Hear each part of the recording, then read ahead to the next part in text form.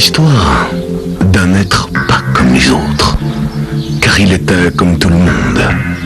Il naquit à l'âge de 5 ans, et il fut été élevé, enfant, dans son lieu d'enfance. C'était une ferme, et il le dit encore. Quand on lui demande « Mais où tu habitais quand tu étais jeune ?» il dit « La ferme !» Un jour, sa mère paternelle s'était aperçue qu'il avait un nom anonyme. Allez, viens manger Oh putain, j'ai pas donné de nom. Alors, elles décidèrent de lui en chercher un. Et elles lui en trouvent un. Tiens, j'ai une idée. Une idée, pas une ampoule. Ça lui est venu de son passe-temps. En effet, à la ferme, ils avaient tous les mêmes hobbies. Pour mieux compter les dindes, il les cochait. C'était le cochon d'Inde. Mais il avait un ennemi. Le lapin. Ah, il n'avait peur de rien, le lapin. Sans pleurer. En un mot, non. En 2 mots, maman. Il était méchant. Bon. Très très méchant. Merde. Ouais, plus méchant que Nelly Olson dans La Petite Maison dans la Prairie.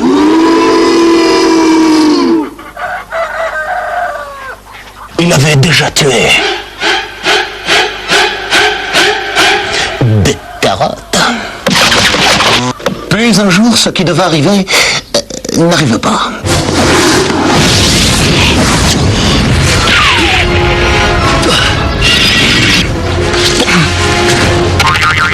Et ils se battirent. Et au bout d'un quart d'heure, le cochon gagna. Gagna. Grâce à une feinte. Mais il est où? Coucou, je suis caché dans mon œil. Il est où son nez? Et il lui fit la fameuse prise du 15 grammes. Là.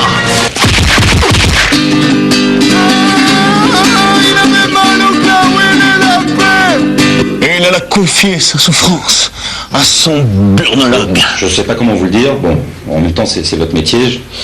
Bon voilà, je suis un lapin, j'ai mal à la pine. Mais le docteur, il s'en foutait.